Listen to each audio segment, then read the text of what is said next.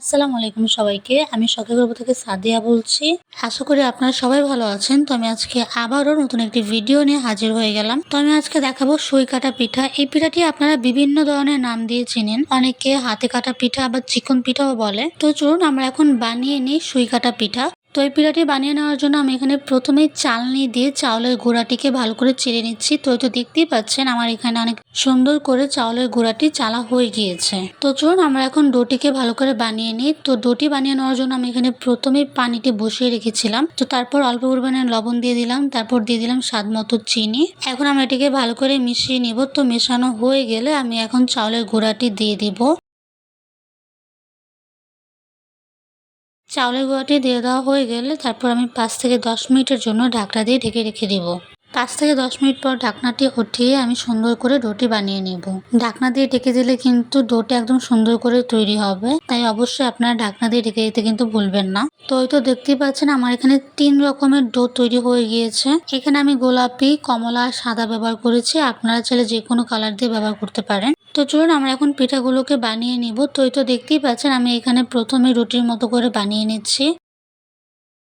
আমি এখানে যে কোনো একটা বক্সের মুখ দিয়ে কেটে নিচ্ছি। আপনারা চাইলে কুকি কাটার দিয়ে কেটে নিতে পারেন। তো দেখতেই পাচ্ছেন আমার এখানে সবগুলো এক এক করে কাটা হয়ে গিয়েছে। আমি কিন্তু খুব একটা বেশি বা পাতলা করে কাটিনি, আপনারা ঠিক এরকম ভাবে কেটে নেবেন। আপনারা চাইলে আপনাদের ইচ্ছা মতো ডিজাইন দিয়ে বানিয়ে নিতে পারবেন, কোনো রকম ভাবে সমস্যা হবে না। আমি এখানে প্রত্যেকটা পিঠাই কিন্তু সুই দিয়ে সুন্দর করে কেটে নিয়েছি বিভিন্ন ডিজাইনে। আপনারা কিন্তু ঠিক এরকম ভাবে কেটে নেবেন।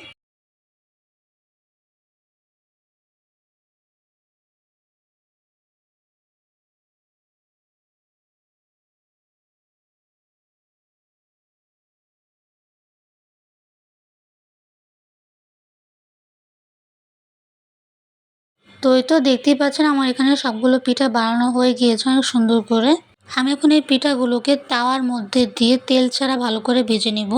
এই পিঠাগুলোকে কিন্তু তাওয়ার মধ্যে দিয়ে খুব বেশি একটা ভাজা লাগে না, এপিঠ ওপিঠ হালকা ভাজলেই হয়ে যাবে। তো দেখতেই পাচ্ছেন আমার এখানে সবগুলো পিঠা ভালো করে ভাজা হয়ে গিয়েছে। আমি এখন এই পিঠাগুলোকে ঠান্ডা হওয়ার জন্য রেখে দিব। ঠান্ডা হওয়ার পর দেখবেন এই পিঠাগুলো একদম শক্ত হয়ে গিয়েছে। আপনারা চাইলে কিন্তু পিঠাগুলোকে ঠিক এরকম ভাবে সংরক্ষণও করতে পারেন। তো দেখতেই পাচ্ছেন পিঠাগুলো খুব সুন্দর করে শক্ত হয়ে গিয়েছে। আমি এখন এগুলোকে ভালো করে ভেজে নিব। এই পিঠাগুলোকে কিন্তু একদম লো ফ্লেমে ভালো করে ভেজে নিতে হবে, এপিঠ ওপিঠ ভালো করে ভাজতে হবে। তো দেখতেই পাচ্ছেন আমার পিঠাটা ভালো করে ভাজা হয়ে গিয়েছে। আমি এখন একটি প্লেটের মধ্যে নামিয়ে নিব।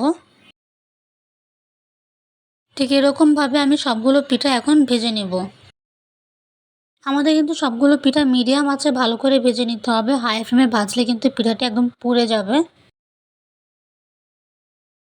তো দেখতেই পাচ্ছেন আমার সবগুলো পিঠা খুব সুন্দর করে ভাজা হয়ে গিয়েছে। আপনারা চাইলে এগুলো চিনি দিয়ে খেতে পারেন বা গুড়ের শিরা দিয়েও খেতে পারেন। এই পিঠাটি খেতে কিন্তু অনেকটাই মজার।